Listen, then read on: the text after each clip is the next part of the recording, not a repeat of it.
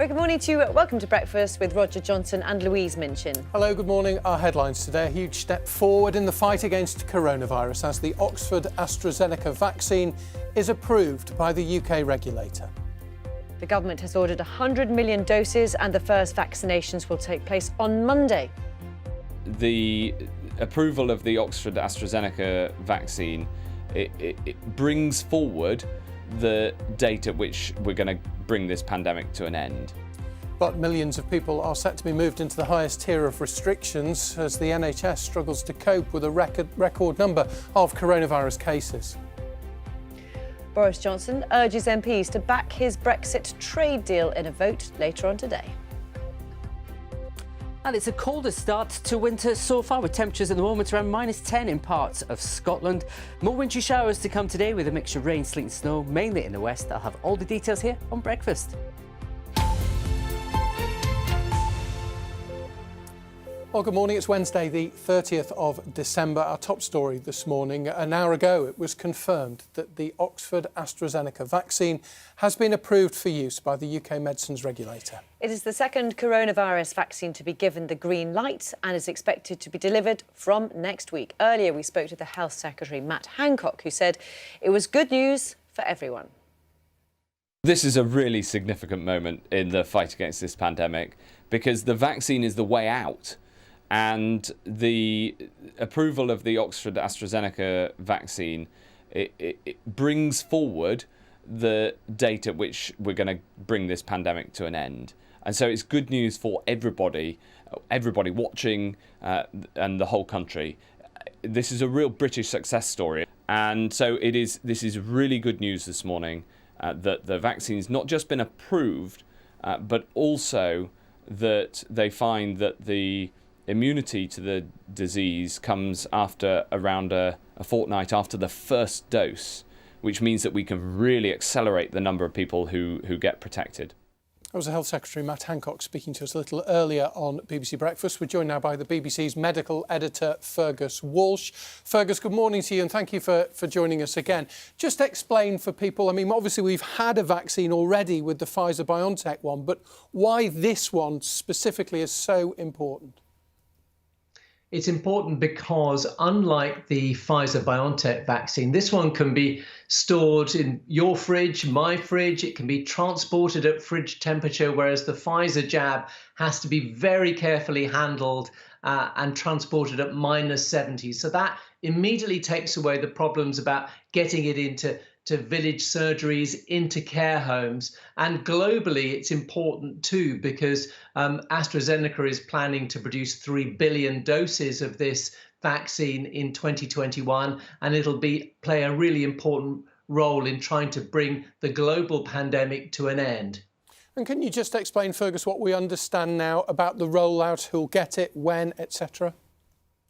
So a very, very interesting shift in strategy here on both the Oxford and the Pfizer jabs. That initially the Pfizer jab, there was a 3-week interval between dosing, and the Oxford trials, it was a 4-week interval between dosing. But now the government is saying that the NHS will provide both these vaccines with up to a 12-week interval between first and second dosing. And that's an important shift because it means that millions, potentially tens of millions of more people will be protected because they simply won't be doing the second dose straight away.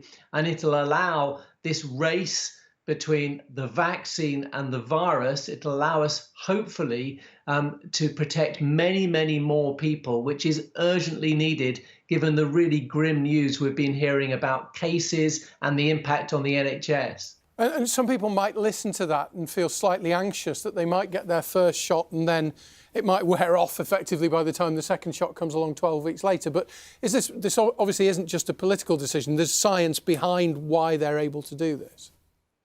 There is science behind this on both the vaccines. Protection kicks in 2 to 3 weeks afterwards. And for example, on the Oxford trials, 3 weeks after getting their first dose of vaccine, nobody who received the Oxford jab was then hospitalised with COVID-19, with severe COVID. So it will protect against severe disease. It might not stop you getting a COVID infection. It might not stop you getting a little bit ill. But the key thing is if it prevents people being so ill they are admitted to hospital, that would really blunt this pandemic. So there's very good evidence on that. People do need their second dose, but what this will allow is more people to get that initial protection. And will the rollout in terms of who gets it and when, will that remain the same for this as was already outlined for the Pfizer-BioNTech one? Yes, that will remain. So it's the over 80s, and then after the over 80s are done, we'll then go in tranches of 5 years, the 75 plus, the 70 plus. Frontline NHS workers and care home workers and people in care homes, obviously also at the top of the list. And then some other really important groups, people who are extremely clinically vulnerable will be part of that, and also people with underlying health conditions. About 25 million people in the first tranche of the over 50s. And once all of those are immunized, that would take away about 99% of those at risk of dying from COVID-19. But an absolutely massive task to do that. It would involve really 2 million people a week would need to be immunized between now and Easter in order for all those people to have just one dose of either the Pfizer or the Oxford AstraZeneca vaccine. Which would be a remarkable schedule to try and stick to. It's been unprecedented, hasn't it, in the way in which scientists around the world have worked together here in order to go towards this common goal in record time? It's been absolutely astounding, and I would gently point viewers, if they'd like to see behind the story of this, there's a documentary on iPlayer, The Race for a Vaccine, which follows the year that it took the Oxford team to create the vaccine and do all the trials, crunch all the data, and it's been a remarkable story, an incredible achievement for a university, an academic institution, Oxford University, to create and then do the trials of this vaccine, and then in partnership with AstraZeneca to then be in the position where they will have more doses at the end of next year than any other COVID vaccine. To get that approved is really, really remarkable. Fergus, thank you ever so much for joining us again this morning on Breakfast. I wasn't aware I was going to lead you nicely into a trail for a programme on iPlayer there, but it sounds well worth watching.